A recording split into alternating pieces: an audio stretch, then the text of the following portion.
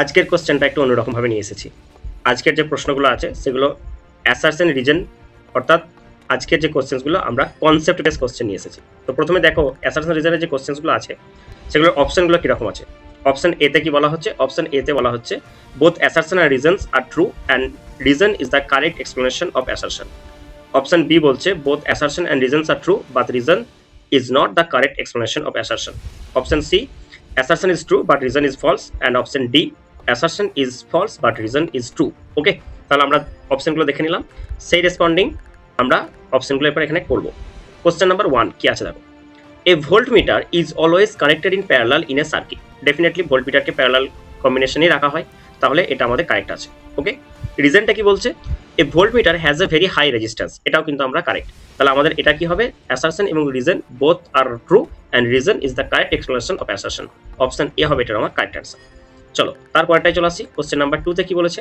The resistance of a conductor increases with increase in temperature. Definitely আমরা ohmic কন্ডাক্টরের ক্ষেত্রে পড়েছি, সেগুলো মেটালের ক্ষেত্রে সবগুলো হয়। রিজনটা কি বলেছে? On heating atoms vibrate more and obstruct the flow of electrons, এটাও কারেক্ট। তার মানে এখানে কি হচ্ছে? অ্যাসারশন এবং রিজন বোথ আর কারেক্ট আর reason is the correct explanation of assertion. Option A হবে এটার আমার কারেক্ট অ্যান্সার। তারপরে চলে আসি কোশ্চেন নাম্বার 3। কোশ্চেন নাম্বার 3 তে কি বলেছে? In a series circuit the current remain constant the same through all components. Correct, কারণ সিরিজ কম্বিনেশন আমরা দেখেছি কারেন্টটা ফিক্স থাকে, ভোল্টেজটা ভ্যারি করে।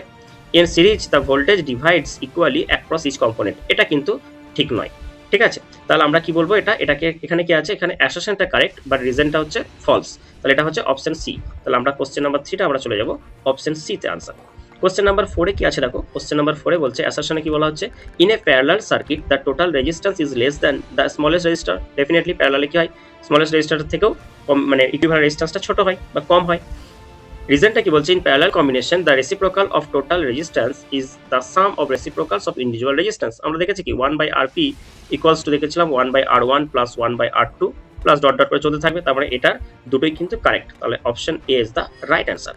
তারপরে চলে আসি, তারপর আমরা কোশ্চেন নাম্বার 5 এ দেখি কি বলেছে। কোশ্চেন নাম্বার 5 এ আমাদেরকে এখানে বলা হচ্ছে অ্যাসারশনে বলছে an ideal ammeter has zero resistance. Definitely অ্যামিটারের রেজিস্ট্যান্সটা জিরো হওয়া দরকার। An ideal ammeter should not reduce the current flowing through the circuit. Definitely, কারণ জিরো হওয়ার রিজনটাই হচ্ছে এটা যে কোনো রকমভাবে যাতে কারেন্টের ফ্লোটাকে রিডিউস করতে না পারে। তাহলে অ্যাসারশন এবং reason both are correct and reason is the best explanation of the assertion. Option A is the correct answer. তোমরা প্রত্যেকেই কমেন্ট বক্সে জানাও যে কোশ্চেন নাম্বার 6 এর আনসারটা কি হবে। আমি এটার আনসার তোমাদেরকে কমেন্ট বক্সে দেবো। Thank you.